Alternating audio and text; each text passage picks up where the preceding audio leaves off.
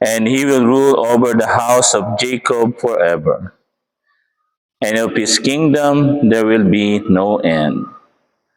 But Mary said to the angel, "How can this be, since I have no relations with a man?" The angel said to her in reply, "The Holy Spirit will come upon you, and the power of the Most High will overshadow you. Therefore the child to be born will be called Holy, the Son of God.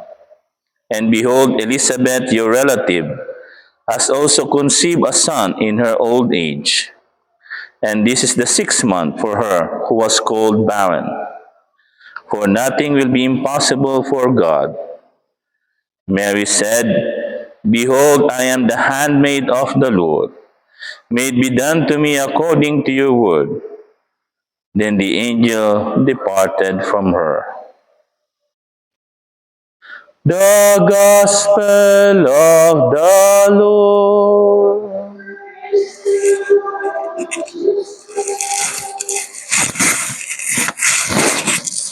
Praise be Jesus and Mary. And the Lord God will give him the throne of David his father, and he will rule over the house of Jacob forever. And of his kingdom there will be no end. Brothers and sisters, in our celebration today, the Queenship of Mary, by the way, it is established by Venerable Pius XII, and during this octave of the Assumption. No? So we celebrated August 15, the Assumption, and as a culmination or crowning of that solemnity, Pope Pius XII established the memorial or feast of the Queenship of Mary. And of course, no, this queenship, we always familiarize with what we recite every time we pray the rosary. Diba? The Hail, Holy Queen, Mother of Mercy, hail our life, our sweetness, and our hope. To you do we cry, poor banished children of Eve. To you do we send up our sigh, mourning and weeping in this valley of tears. Turn then, most gracious Advocate, your eyes of mercy towards us, and after this our exile, show unto us the blessed fruit of your womb, Jesus, O clement, O loving, O sweet Virgin Mary. And you know, this Hail Holy Queen was introduced and put, no, and was made by Saint Bernard of Clairvaux, which we have celebrated, I think, last Monday, no? Just kagahapon lang yata, no? Oh, only yesterday we celebrate Saint Bernard, the memorial of Saint Bernard Abbot. No? And so it is really fitting that we are celebrating today, no, the queenship of Mary. But what kind of queen? Remember, yung queen ni Mama Mary, her queenship is not like the Game of Thrones. Si, uso ngayon yung Game of Thrones, no? Na natapos na yung ilang season and then naana namang bago naman House of the Dragon, which is pabalik, no? Papunta dun sa origin ng Game of Thrones. So, yung queenship doon is more on wife, no? And sad to say, yung iba nga doon, no? Anyway, wag na natin mga morally deprivated yung kanilang pagiging queenship, no? But the queenship of Mary is connected to what Israel conceived and what God told the Israelite a queen should be. No? Alalahanin ninyo, ang queen sa mga Hudyo, no, sa people of God, sa Israel, ay nanay ng king. No? And I think it happened to St. Louis the Ninth, no? Which we will celebrate also this month. No? Coincidence, no? St. Louis, when he was still a kid or a child, no? Her mother take over the kingdom as queen. No? Until St. Louis becomes, of course, already grown up as a man or a teenager, that he can already handle the kingdom. No? So the queen, most of the time in the Jewish tradition, is not the wife, hindi yung asawa ng hari, but the mother of the king. Even in the time of David, remember, the queen is not the wife, no, at the time. No? Although, dahil bakit? Maraming asawa si King David. No? And then came Solomon, of course, yung si Solomon din. No? So the woman or the queen passed it through his mother Bathsheba. No? So you see, no, this queenship is connected to the motherhood, no, pagiging nanay. No? And it's very beautiful that when we say Salve Regina, no, it is connected always, Salve Regina, Mater Misericordia. No? Merciful Mother, or our Mother who is merciful. No? And why? Because Mary, no, is the reflection of Jesus. No? What Jesus is, Mary reflects. And sabi nga sa Franciscan theology, no, Mary and Jesus is inseparable. No? Hindi mo pwedeng iwalayin. No? When we say, ito no, minsan tinutuligsa tayo. Ha? I mean, bakit sinasabi, praise be Jesus and Mary? Na may nga nagsabi sa akin, Father, huwag mo nang gamitin yung praise be Jesus and Mary. Kasi para bang pinupuri mo rin, parang ina-adore mo na si Maria. Tama ba? Is that correct? If we say, praise be Jesus and Mary, we are also adoring Mary? Of course not. Problem is how you interpret it, and not how the person is doing it. Tinanong mo na ba yung tao bakit niya sinasabi praise be Jesus and Mary? Bago mo sabihin na mali yung ask first, what is the reason? Why we say praise be Jesus and Mary? Because for others, especially for other priests, no? Pag sinabi mong tawag dito, praise be Jesus and Mary, no? They will think, ayun nga, no? Kapantay ni Jesus si Mama Mary, because no, they do not understand what our true doctrine of Jesus about Mary. No? Sabi nga nung aming professor, even Scott Hahn, no?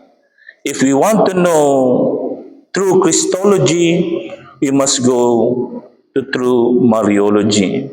No? Mary, and this is also the doctrine of St. Louis Grignon de Montfort and St. Maximilian, no? Mary leads us always to Jesus. No? And that is why we can put him beside Jesus, because no matter what, Mary never leads us away from Jesus. Ito yung problema ngayon, no?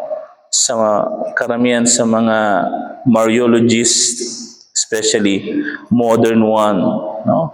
And modern thinking of Mariology, no? They think, no, that they are afraid always that they will say, if we attribute to Mary this kind of thing, no, kung sasabihin natin kay Mama Mary na ganito, ganyan, no, baka ma-misinterpret kita. We will be misinterpreted by other people. But my answer is, why do we not explain to them what does it mean? That is why theology is. Ano bang theology? It is explaining the content of our faith, not compromising the doctrine of our faith. Ang nangyayari, ganun, no? Bato-bato sa langit, no? Many inside the church, instead of using theology to explain to our brothers and sisters what we believe, no? Ang nangyayari, no? We try to downgrade our own doctrine in order to satisfy other denomination. No? We compromise our doctrine. No? Huwag na kayong magtaka. No? Baka next time sabihin, ay, huwag na natin i-celebrate yung queenship kasi baka maano si Jesus as king. No, that's not true. No? And a true merciful mother, no, always think of the good of his and her children. No? That's correct. That's true. No? Because we thought that Mary, no, is putting us in a, how do you call it, in opposition to our Lord by virtue of the doctrine. No? Kaya maraming title ni Mama Mary, no, nilalagyan ng question mark ng mga ibang pari. Ibang pari, o ibang, minsan mga religious pa nga. They put question mark. Mary, Mediatrix, question mark. Mary, tawag rito, Mother of Vocation, question mark. Mary, Spouse of the Holy Spirit, question mark. Why? Because for them, ma-misinterpret, no? Tawag rito, ma-offend. Ayan. Two things, misinterpretation and offending other denomination. See? That's the worst for me. Worst heresy that is corrupting many of the Mariology today. No, misinterpretation and offense.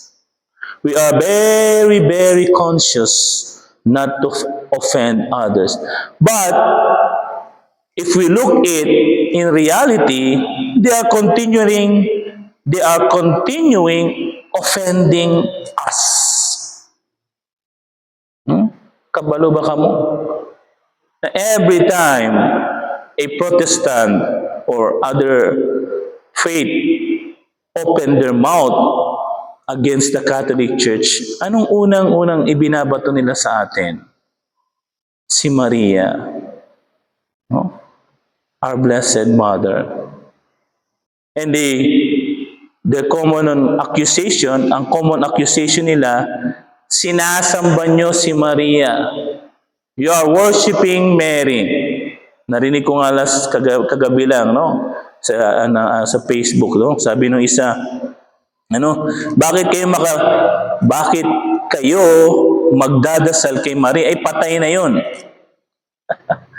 Yung mga santo patay na 'yon, no? Bakit kayo doon magdadasal? No? Kita niyo, pinatay na nila si Mama Mary.